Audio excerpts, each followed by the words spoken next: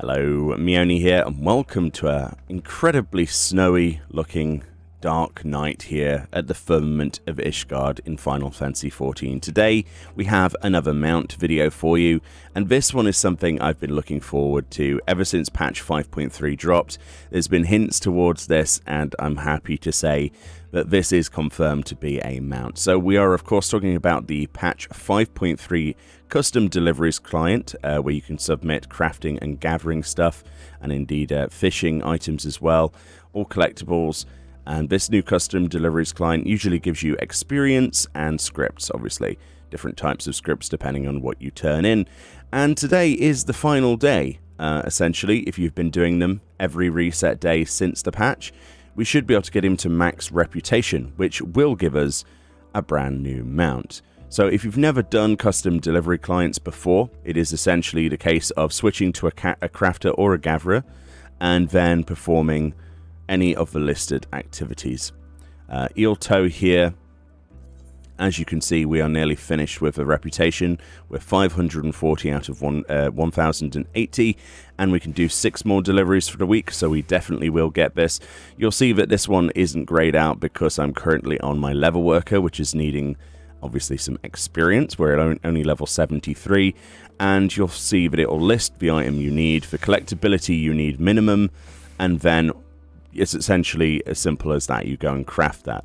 You'll notice also hand-picked ingredients is here and fatty herring. Those are the obviously the Disciple of Land stuff, as well as Fisher-specific stuff. So there we go. We're on a level worker at the moment. You can be any of the crafters for this top one. That's what we're going to make. So hand-picked culinary essentials. And you can find all of these new recipes on your level worker or whatever you are. Down under Ishgard, on custom deliveries, sorry. And then you'll see Ehll Tou, that's the new NPC, and these are the new stuff.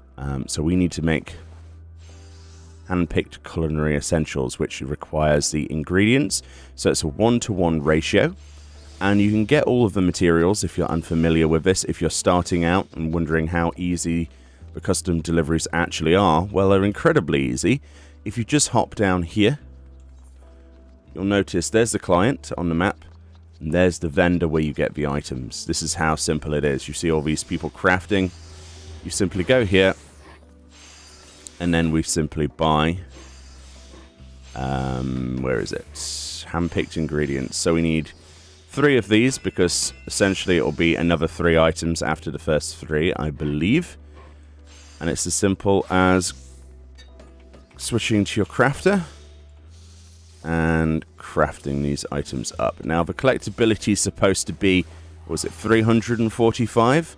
So we'll come back after I've handed in these items.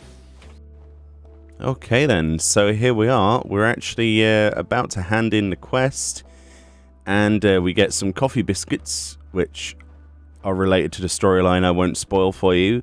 We get a Craftsman's Command Materia 6 and a Gatherer's Guile 6 as well. So I'm looking forward to eating the coffee biscuits personally. But there we are. We're up to 5 hearts of reputation. So that's us done. Cultivated Crafter.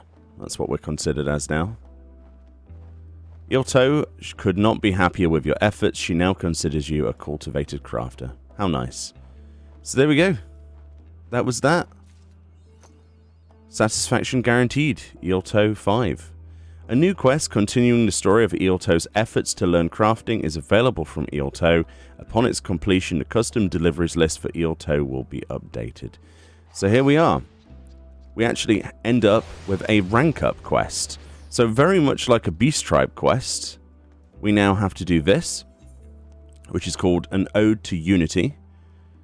And yeah, we'll see how that goes. Obviously, I don't want to show you this because it will be very spoilerific. I don't want to read the story for you, and I'll let you enjoy that yourself. But we'll see what we get to the other side of it.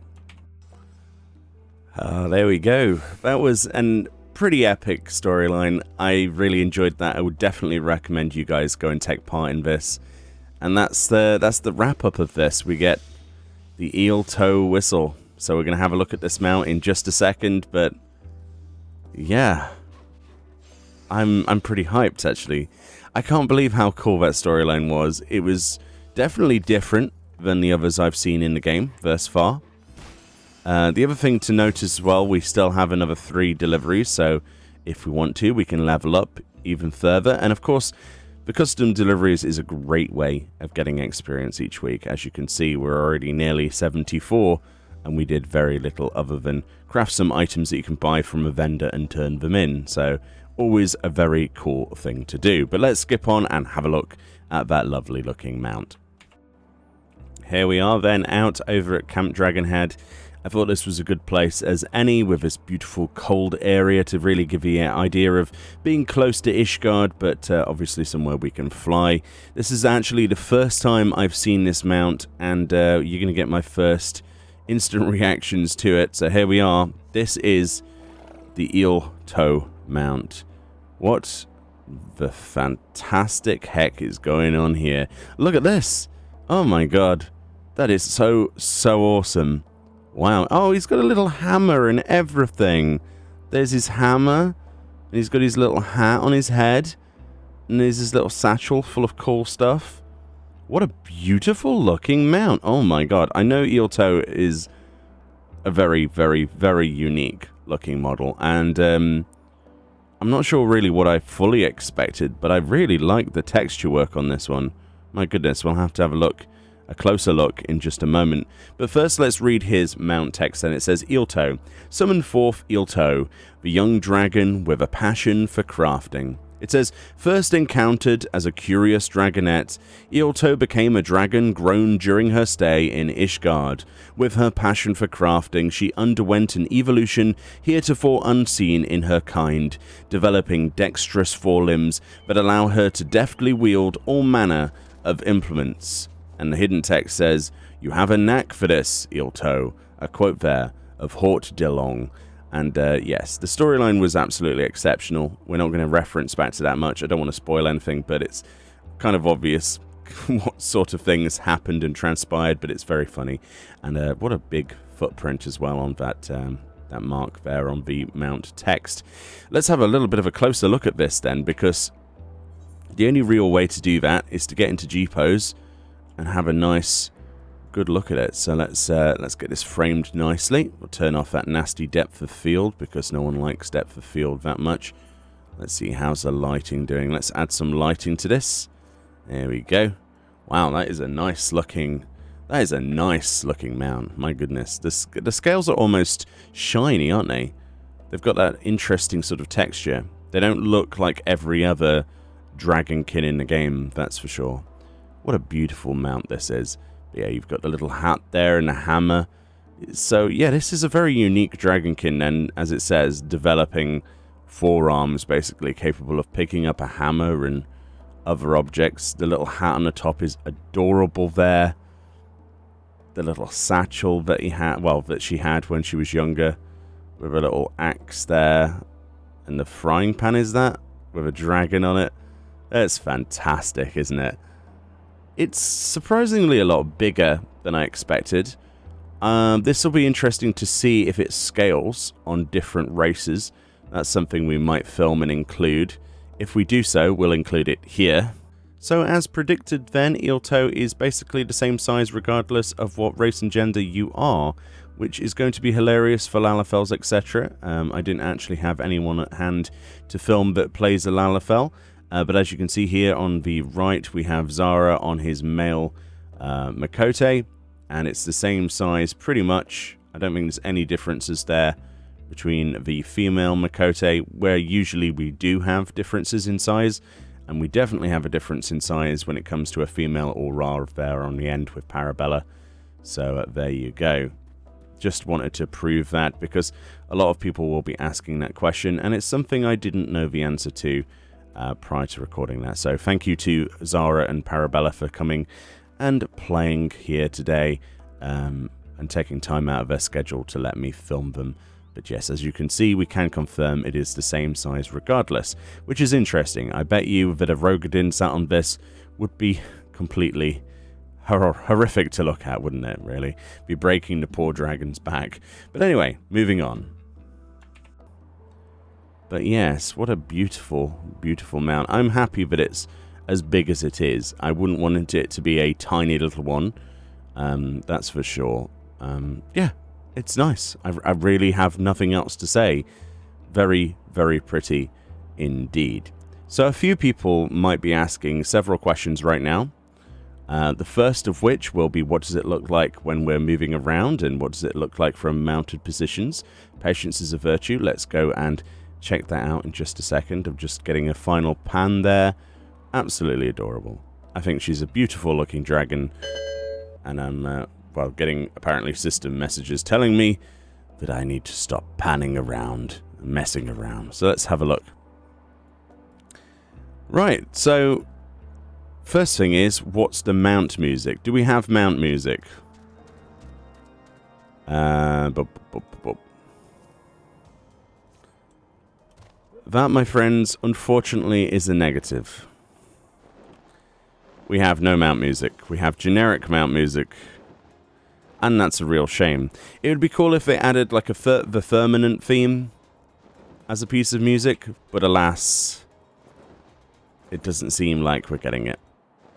Very disappointing, actually. Quite disappointed in that.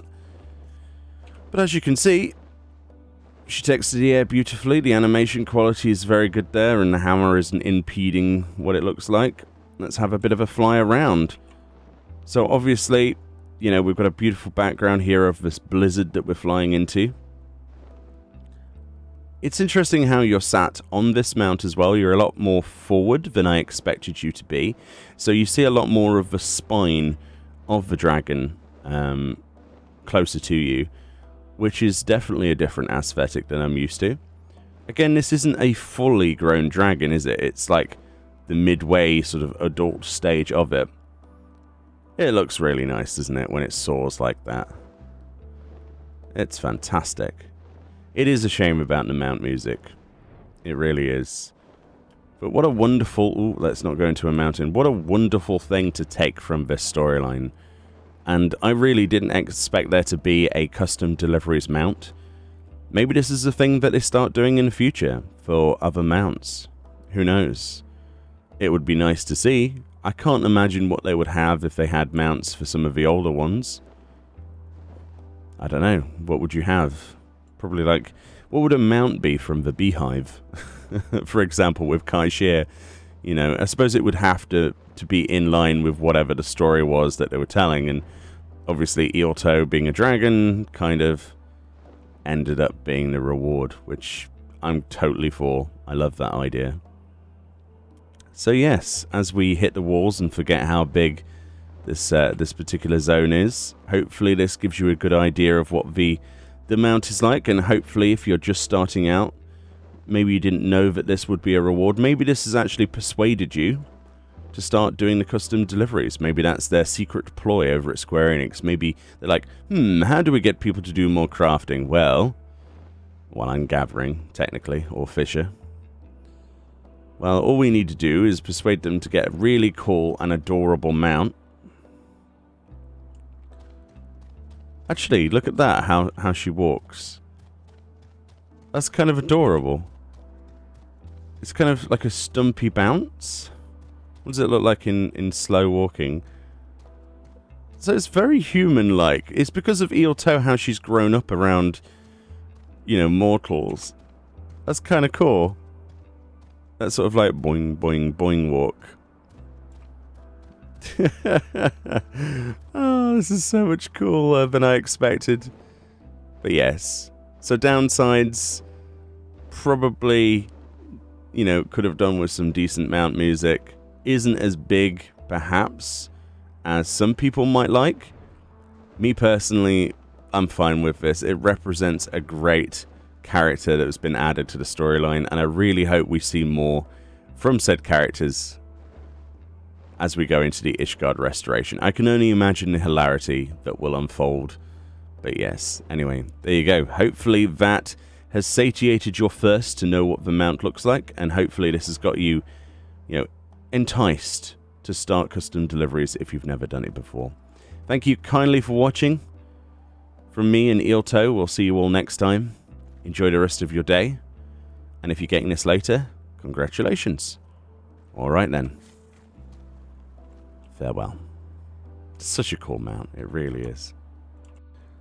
So one of the other things that you got that I did actually forget previously to talk about, which is why I'm including it now, sort of segueing it into the video, is you did get an achievement for completing Satisfaction Guaranteed number 5, and with that you got a title called A Dragon's Best Friend, which is a very, very heartwarming title indeed, and of course the way you put titles on is with the profile button there, as you would expect. And where is it? A Dragon's Best Friend Meoni. There we go. That's quite a nice title, isn't it? I thought I'd share that with you because some people will be wondering what you get from the achievement, and you do indeed get a title. So you get a really nice mount and a really nice title as well.